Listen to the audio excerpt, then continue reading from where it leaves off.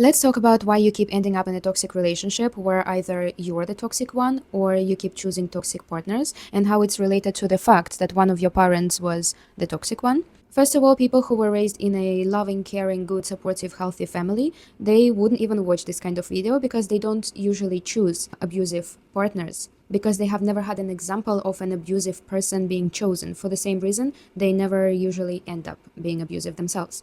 And secondly, guys, please know that it's impossible to describe trauma in a 3-minute video. So what I'm about to tell you is very simplified and generalized, but maybe it can help you understand what kind of pattern you're following.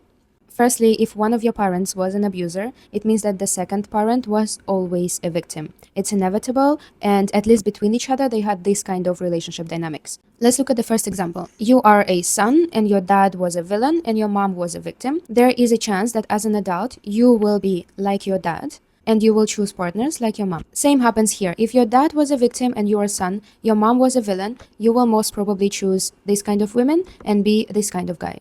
This is the easiest way to explain it in the most obvious scenario, because you choose the same-sex parent as a role model of what kind of person you should be, and you choose opposite-sex parent as a role model of what kind of partner you should be dating. But it's not always like this. And I bet you're gonna ask me, Anna, this is impossible because my dad was a bad guy and I'm not a bad guy. Or my mom was a bad woman, but I don't want to choose bad women. In this case, if you have never addressed this problem, you've never been to therapy, you most probably are still in the same kind of triangle, but you mirrored it, so to say. For example, your mom was a villain, and you decide that you don't want to be with this kind of women. They are horrible. I don't want to be victim like my dad. So you change it. You become the villain like your mom because you want to date good people like your dad. Another example is this. You're a son, your dad is a villain, your mom is a victim. And by the way, your dad not necessarily has to beat your mom or be very abusive towards her, be an alcoholic or something. Maybe he was just absent. And he is a bad guy for you in your eyes, in your head, because he abandoned you and your mom. So when you grow up, you decide that you don't want to be like your dad. You have to be opposite of what your dad is. So you choose to be like your mom because your mom is opposite of what your dad is. And if you choose to be like your mom, you will end up dating people like your dad. And deep inside, you do want to date good people like your mom, but then you realize that your mom chooses this kind of people and you don't want to be this kind of person.